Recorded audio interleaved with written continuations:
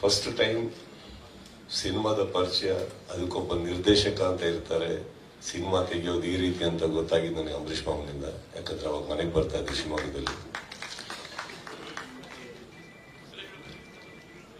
ಅಂತ ಅನ್ನೋ ಒಂದು cinema sir, Babu sir, I don't know, but ಒಂದು ಸಿನಿಮಾದಲ್ಲಿ ಈ ತರ ಒಂದು ಕಮರ್ಷಿಯಲ್ ಎಲಿಮೆಂಟ್ ನ ಮಕ್ಕಳಲ್ಲಿ ಫಸ್ಟ್ ಹುಟ್ಟಿಸಿದ್ದು ಅವಾಗ ನಾವು ಮಕ್ಕಳಲ್ಲಿ ಕೇಳ್ತಾ ಇದ್ದೀನಿ. ನೀವೇ ಸರ್. ಅಂಬರೀಷ್ ಮಾಮ ತುಂಬಾ ಮನೆಗೆ ಬರ್ತಾ ಇದ್ರು, ಬಟ್ ಅವ್ರನ್ನ ಇಷ್ಟಪಡಕ್ ಸ್ಟಾರ್ಟ್ ಮಾಡಿದ್ದು ನಿಮ್ ಸಿನಿಮಾ ಆದ್ಮೇಲೆ ಸರ್. ಅಂತ ಆದ್ಮೇಲೆ ಈ ಸಂಭ್ರಮದ ಬಗ್ಗೆ ಹೇಳಬೇಕು ಅಂದ್ರೆ,